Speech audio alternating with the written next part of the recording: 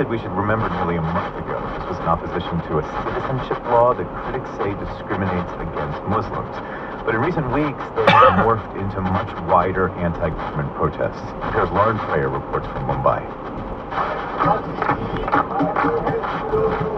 At the gateway of India, an iconic marble arch overlooking Mumbai's port, protesters waved Indian flags and sang a Hindi version of a 19th century anti-fascist hymn.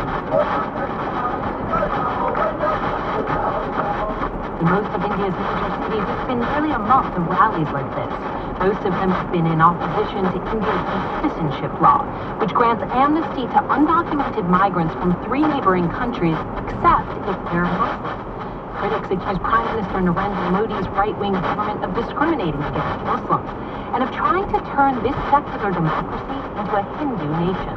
We cannot have citizenship on the basis of religion. It just goes against the very secular fiber of our country. Protester Priyanshi Bahadur is from a Hindu family, like about 80% of Indians.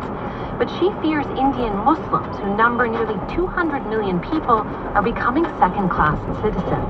It is a problem for me because I am empathetic, I care about other people, and India is not a Hindu state because it's a secular state. The protesters' list of grievances has expanded in recent weeks to the government's crackdown in Kashmir, slowing economic growth and police brutality.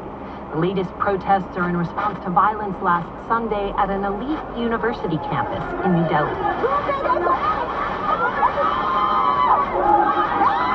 Masked thugs armed with metal rods stormed dormitories at Jawaharlal Nehru University. They beat students, faculty, and security guards.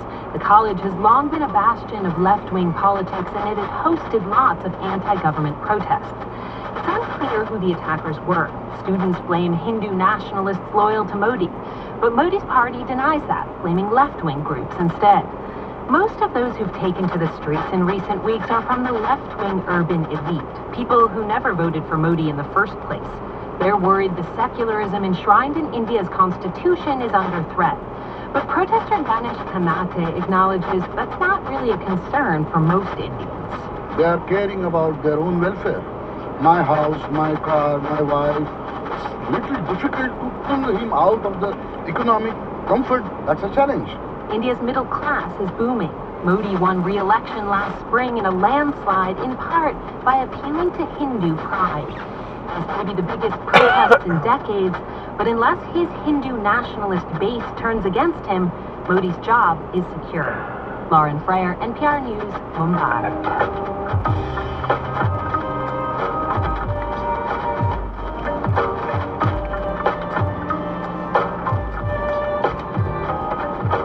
This is NPR News. Iran's foreign minister insists his country does not want nuclear weapons. If we wanted to build a nuclear bomb, we would have done it a long time ago. I'm Ari Shapiro. As Iran breaks limits set in the 2015 nuclear deal, we look at what's known about the country's nuclear capabilities this afternoon on All Things Considered from NPR News. Brady Carlson is your host for All Things Considered. You can hear it from 4 to 6:30 here on Wisconsin Public Radio. 89.7 WHMD, Sister Bay, Ellison Bay. NPR News and classical music from Wisconsin Public Radio. It's Morning Edition on WPR, and the newscast is up next. The American Library Association recently found late fines to be a form of social inequality, and now libraries around the country are eliminating them. We'll hear from one in Wisconsin, and an update from NPR is next. Live from NPR News in Washington, I'm Dave Mattingly.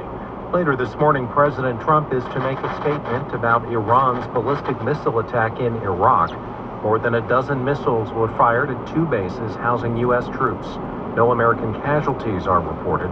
It was Tehran's response to last week's U.S. drone strike in Iraq that killed Iran's top military general. NPR's Windsor Johnston says lawmakers on Capitol Hill will hear more today about the president's decision to launch that drone strike.